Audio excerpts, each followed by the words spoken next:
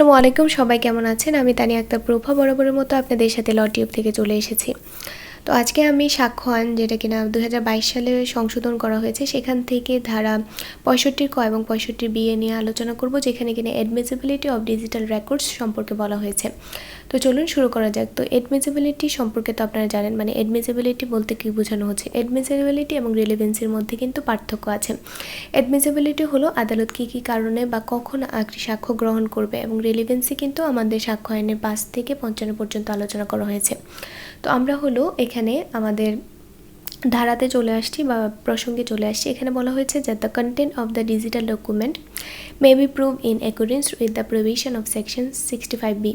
এখানে বলা হয়েছে যে আমাদের ডিজিটাল রেকর্ড আছে না, সেখানকার বিষয়বস্তুগুলো আমরা কিভাবে প্রমাণ করব। তো 65 কতে বলা হয়েছে যে এটি হলো 65 বিতে যে প্রসিডিউরগুলো আছে সেগুলো ব্যবহার করে আমরা হলো প্রমাণ করতে পারি। তো চলুন 65 বিতে আমাদের কী বলা হয়েছে সেগুলো আমরা দেখে নিই। তো 65 বিগুলো আমি হলো ভাগ করে নিয়েছি। আপনারা যখন পড়বেন তখন দেখবেন যে আপনাদের মানে অনেক সুবিধা হবে। তো চলুন প্রথমত সাবসেকশন একে কী বলা হয়েছে 65 বিতে। এখানে হলো সাবসেকশন 65 বির মানে বির একে কী বলা হয়েছে, সেখানে বলা হচ্ছে যে ডকুমেন্টের ডেফিনেশনটা দেওয়া হয়েছে। তো আমাদের এখানে বলা হচ্ছে যে আমরা যদি মানে প্রথম পয়েন্টের দিকে যদি আপনারা তাকান, এখানে বলা হচ্ছে আমরা যদি কোনো একটি ডকুমেন্ট কম্পিউটার থেকে প্রিন্ট করে নেই, সেটিও হলো আমাদের মানে ডিজিটাল রেকর্ডটা হলো ডকুমেন্ট হিসেবে কাউন্ট হবে। যেমন আমাদের বার কাউন্সিলের এখন ফর্ম ফিল আপ হচ্ছে বা যে কোনো জিনিস হচ্ছে বার কাউন্সিলে, যেরকম এনরোলমেন্ট, তো সেখানে দেখা যাচ্ছে যে আমরা একটি ডকুমেন্ট সেখান থেকে প্রিন্ট করে নিচ্ছি আমাদের কম্পিউটার দোকান থেকে। তো সেখানে বলা হচ্ছে সেই প্রিন্টেড কপিটাও হলো একটি ডিজিটাল রেকর্ডসের ডকুমেন্ট হিসেবে কাজ করবে। তো দ্বিতীয়টা বলা হয়েছে এমন কোনো রেকর্ড যেটি কিনা অপটিক্যাল বা ম্যাগনেটিক প্রসেসে আমরা হলো তৈরি করেছে। যেরকম হলো আমাদের যে কম্পিউটার আছে সেখানে আমি একটা ভিডিও তৈরি করলাম, বা হলো আমি আমার মোবাইলে একটি স্টেটমেন্ট লিখলাম, বা যে কোনো কিছু একটা জায়গায় আমি স্টোর করে রাখলাম, বা হলো আমাদের বার কাউন্সিলের যে ফর্মগুলো ওরা যে হলো স্টোর করে রাখছে, ওনারা যখন পরবর্তীতে সেগুলো দেখবেন সেগুলো একটি ডকুমেন্ট হিসেবে কাজ করবে। তো এখানে হলো আমাদের কি বলা হচ্ছে, এখানে বলা হচ্ছে যে ধরুন আমাদের কিছু কন্ডিশন, ধরুন না আমাদের পরবর্তীতে আমরা হলো কন্ডিশন বা শর্তগুলো বলবো, সেই যেই শর্তগুলো আসলে দেওয়া আছে এই আমাদের এই সেকশনে সাবসেকশন 2তে, সেই শর্তগুলো যদি আপনি ফুলফিল করে একটি সাক্ষ্য আদালতের কাছে মানে প্রডিউস করেন, যেটা কিনা ডিজিটাল রেকর্ড সম্বন্ধীয় একটি সাক্ষ্য, এবং আদালত যদি সেই বিষয়ে স্যাটিসফাইড হন, তাহলে আদালত ধরে নেবেন যে এটা আসলে প্রুভড, এবং হচ্ছে এই জন্য আপনার এটা যে অরিজিনাল হতে হবে, মনে করেন যে সেই ডিভাইসটাই আপনাকে প্রমাণ করতে হবে এরকম না। অনেক সময় একটি হলো আপনার প্রিন্টেড ডকুমেন্টও আপনি আদালতের সামনে পেশ করতে পারেন যদি সেই শর্তগুলো আপনি পূরণ করেন।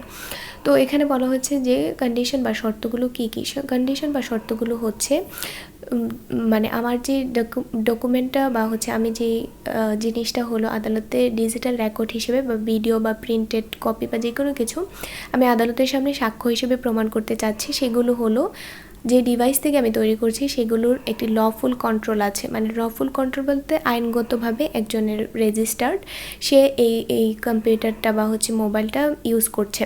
তো এখানে বলা হচ্ছে এই কারণটা কেন, অনেক সময় দেখা যাচ্ছে যে আমাদের মোবাইলগুলো চুরি হয়ে যাচ্ছে, কম্পিউটার চুরি হয়ে যাচ্ছে, সেগুলো ব্যবহার করে অন্য কেউ অবৈধভাবে কোনো ডকুমেন্ট তৈরি করতে পারে। সেক্ষেত্রে বলা হচ্ছে লফুল একটি কন্ট্রোল থাকতে হবে।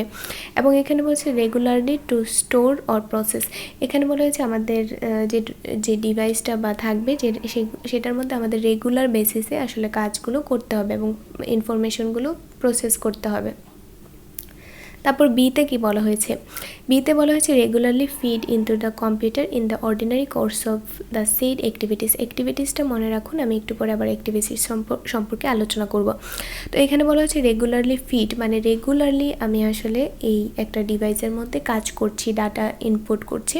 আমরা যদি একটি উদাহরণ দিই, ধরুন হলো আপনি একটি সিসিটিভি ক্যামেরা আপনার বাড়িতে হচ্ছে লাগিয়েছেন, যাতে করে সেখান থেকে আপনি এভিডেন্স কালেক্ট করতে পারেন। তো দেখা গেল আপনি প্রথম দিনই একটি হচ্ছে ফুটেজ পেয়েছেন, তো সেটাই হলো আপনি আদালতে পেশ করতে চাচ্ছেন। তো এখানে বলা হচ্ছে যে না, আপনার আসলে এটা 2-3 মাস ইউজড হতে হবে, মানে রেগুলার বেসিসে আপনি আসলে এটা ইউজড করতে হবে, তারপর সেই ডকুমেন্টটা বা হচ্ছে সেই রেকর্ডটা আদালত ডিজিটাল রেকর্ডস হিসেবে গণ্য করবেন। তো আশা করি বুঝতে পারছেন।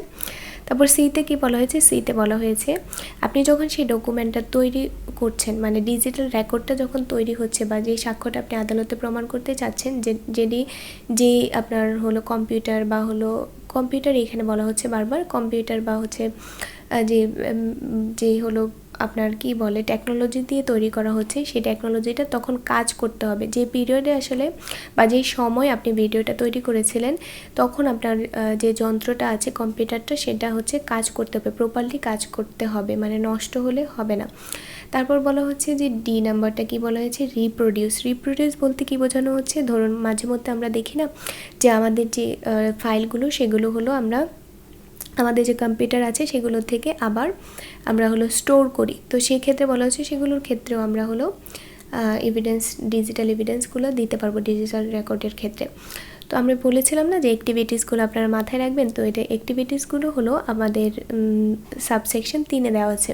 তো এখানে আমাদের একটি প্রশ্ন তৈরি হতে পারে যে আচ্ছা আমাদের যে কম্পিউটার শুধুমাত্র কি একটি কম্পিউটার দিয়েই একটি সাক্ষ্য তৈরি করলে শুধুমাত্র সেই কম্পিউটার দিয়ে আপনার একটি সাক্ষ্য তৈরি করা হলো। ধরুন আপনি আপনার একটি কম্পিউটার দিয়ে একটি মেসেজ আসলো, শুধুমাত্র কি আপনার কম্পিউটার দিয়ে মেসেজ আসলেই সেটা প্রমাণ করা যাবে? অন্য কম্পিউটার দিয়ে যদি আসে সেক্ষেত্রে কী হবে? মনে করেন কম্বিনেশন অফ দ্য কম্পিউটার, ধরেন আপনার কম্পিউটার একটি ভিডিও আসলো, তারপর দেখা যায় যে আপনার অফিসের বসের কম্পিউটারেও আসছে, তো সেক্ষেত্রে দেখা যাচ্ছে বা আপনি হোয়াটসঅ্যাপ করে আপনার বোনের কম্পিউটারে পাঠিয়েছেন, তো সেই ক্ষেত্রে কী বলা হচ্ছে, সেক্ষেত্রে বলা হচ্ছে এটাতে কোনো সমস্যা নেই যদি আপনার কম্বিনেশন অফ কম্পিউটার হয়। কম্বিনেশন অফ কম্পিউটার বলতে বোঝানো হয়েছে আমরা অনেক সময় দেখি না যে হাইব্রিড হাব থাকে, যেরকম আইটি সেক্টরে অনেক সময় দেখবেন বড় বড় কোম্পানিতে দেখবেন যে অনেকগুলো কম্পিউটার একসাথে কাজ করা হচ্ছে এমপ্লয়িরা, তখন তাকে বলা হচ্ছে সে কম্বিনেশন যদি কম্পিউটারে থাকে সেখান থেকে যদি কোনো আপনার ডিজিটাল এভিডেন্স তৈরি হয় সেগুলো হচ্ছে আদালত গ্রহণ করবে ডিজিটাল রেকর্ড হিসেবে। ওকে, তারপর দ্বিতীয়টা বলা হচ্ছে বাই ডিফারেন্ট কম্পিউটার। ধরুন আপনি আপনার কম্পিউটার দিয়ে একটি প্রজেক্ট তৈরি করেছেন, তারপর সেটা প্রিন্ট করার জন্য আপনি দোকানে নিয়ে গিয়েছেন, তো এখানে বলা হচ্ছে ডিফারেন্ট কম্পিউটার দিয়েও যদি কোনো অপারেটিং করে থাকেন সেক্ষেত্রে সেটাও আপনার আদালত গ্রহণ করবে। তারপর হলো বলা হচ্ছে সাকসেশন, মানে সাকসেশন বলতে বোঝানো হচ্ছে একটা থেকে অন্যটাকে আপনি ট্রান্সফার করছেন, তো সেই ক্ষেত্রে হলো আপনার হলো ডিজিটাল এভিডেন্সগুলো আদালতে সাক্ষ্য হিসেবে গ্রহণ করবেন। তারপর আমাদের ডি নাম্বারে বলা হয়েছে আসলে 1, 2 বা যে কোনো কম্পিউটার দিয়ে বা কম্বিনেশন যেভাবেই হচ্ছে আপনার ডিজিটাল এভিডেন্সটা তৈরি হোক না কেন আদালত হচ্ছে সাক্ষ্য হিসেবে গ্রহণ করতে পারবে এবং আদালত সেগুলোকে একটি কম্পিউটারে তৈরি হয়েছে বলে ধরে নেবেন। তো আশা করি বুঝতে পারছেন।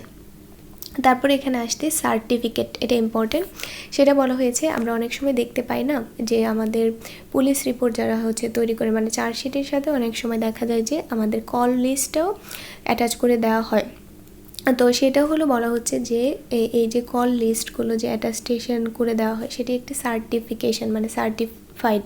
মনে করেন যে হলো আপনার মোবাইলটি হলো কোন কোম্পানির এবং আপনার আইপি অ্যাড্রেসটি কি মোবাইলের, এবং ওয়াইফাইয়ের হলো আপনার যে আইপি অ্যাড্রেসটি, তারপর হলো আপনার মোবাইলের কোন ভার্সন, তো সেগুলো হলো একটি মানে আপনি কপি সার্টিফাইড কপি করে সেটা হচ্ছে আদালতের কাছে পেশ করতে হবে। কেন করতে হবে সেটা একে বলা হয়েছে যে আইডেন্টিফাই করার জন্য যে আসলে এই স্টেটমেন্টটি আপনারই, আসলে এটার মধ্যে কোনো জাল নেই, বা হচ্ছে আপনি যখন একটা ভিডিও রেকর্ড করেছিলেন সেই স্টেটমেন্টটি আপনার মোবাইল থেকেই করা হয়েছিল বা হচ্ছে অ্যাপ্রোপ্রিয়েট একটি মোবাইল থেকে করা হয়েছিল।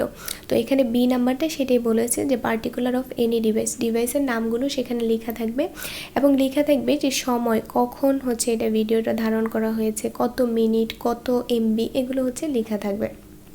তারপর আসছে আমাদের সিতে বলা হয়েছে যে occupying a responsible officer in the position. Okay, এখানে বলতে বোঝানো হচ্ছে আমাদের যেরকম হয়েছিল যে আমাদের ইউনিভার্সিটিতে একটি মেল দেওয়া হতো এবং সেই মেলের আমরা হলো ধরুন জাস্ট সামান্য একটা মানে রাইটস ছিল আমাদের, কিন্তু সবগুলো রাইটস হলো আমাদের যে আইটি সেক্টর ছিল ওনাদের কাছে ছিল, তো সেই ক্ষেত্রে দেখা যায় তারা হলো ওই বিষয়টি অকুপাই করে রেখেছিলেন বা সেটা হচ্ছে তাদের মানে হলো তাদের কাছে ছিল, মানে তাদের একটু অথরিটি ছিল। সেক্ষেত্রে দেখা যাচ্ছে যে আমাদের মেইলে কোনো সমস্যা হলে সেক্ষেত্রে আমরা তাদের কাছে গিয়ে এটা ঠিক করে আসতাম।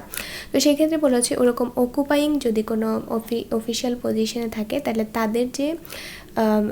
তাদের যে সিগনেচার বা হচ্ছে ম্যানেজমেন্টে যারা আছে যেরকম আইটি সেক্টরে যারা ম্যানেজমেন্টে থাকে কোনো একটা অফিসে, তো তাদের হচ্ছে একটি হলো স্টেটমেন্ট নিয়ে হলো আমরা এই যে আমাদের যে সার্টিফাইড কপিটা আছে, সার্টিফিকেট যেটাকে বলা হচ্ছে, সার্টিফাইড কপি না, সার্টিফিকেট মানে একটি ডকুমেন্ট, সেটা হলো আমরা হলো পেশ করব আদালতের কাছে। ওকে, তো আশা করি এতটুকু পারছেন।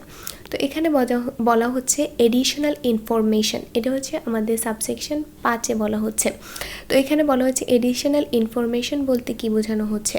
তো এডিশনাল ইনফরমেশন বলতে বোঝানো হচ্ছে, আপনারা জাস্ট মনে রাখবেন যে ইকুইপমেন্ট বলতে কি বোঝানো হচ্ছে। ধরুন অনেক সময় দেখা যায় জাস্ট আমরা মোবাইলে বা হচ্ছে কম্পিউটারের মাধ্যমে বা হচ্ছে হোয়াটসঅ্যাপে বা এরকমভাবে ট্রান্সফার করি না, বা অনেক সময় দেখা যায় যে আমরা পেন ড্রাইভ ইউজ করি, তারপর হচ্ছে মেমোরি ইউজ করি, তাই না?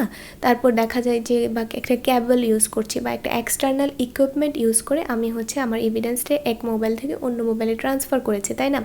তো সেই ক্ষেত্রে বলা হচ্ছে আপনি ওই যে মেমোরিটা বা পেন ড্রাইভটা আদালতে পেশ করতে পারেন, এটা হচ্ছে আপনার এডিশনাল হিসেবে পেশ করবেন। দ্বিতীয়ত বলা হচ্ছে যে আপনি যে কোন প্রসেসে এটা আসলে প্রসেস করেছেন আপনার ডিজিটাল এভিডেন্সটা, যেমন আমরা অনেক সময় আমাদের ভিডিও এডিটিংয়ের সময় অনেকগুলো অ্যাপস বা অনেক কিছু আমরা হলো ইউজ করে থাকি, যেমন ক্যাপকাট, তারপর হচ্ছে অনেক কিছু ডিভাইস আরও আছে, যেরকম এগুলো কীভাবে প্রসেস করেছেন সেগুলো হলো বলা হয়ে থাকছে। তারপর সিতে বলা হয়েছে, এটা খুবই ইন্টারেস্টিং, সেটা হচ্ছে আপনি আপনার মোবাইলের যে ডকুমেন্ট মানে মোবাইলটা সেটা হচ্ছে আদালতে পেশ করতে পারেন ডিরেক্টলি, অথবা আপনি হচ্ছে অন্য কোনো ইকুইপমেন্টের মাধ্যমে সেটা পেশ করতে পারেন। মনে করেন যে আপনি মোবাইলটা আদালতে দিতে পারেন যে দেখুন এটা হচ্ছে ভিডিও, বা হচ্ছে আপনি হলো ইকুইপমেন্ট মানে মেমোরি কার্ডটা আদালতে পেশ করতে পারেন, যেভাবে আপনার হচ্ছে মানে সুবিধা হয়, বা বলা হচ্ছে আদালত যদি যেভাবে নিতে চায় আর কি, সেটা হচ্ছে directly or by the means of any appropriate equipment. তো আশা করি এতক্ষণ পর্যন্ত যা যা বলেছি আপনারা হচ্ছে বুঝতে পেরেছেন। তো আজকের মতো এতটুকুই, সবাই ভালো থাকবেন, সুস্থ থাকবেন, আল্লাহ হাফেজ।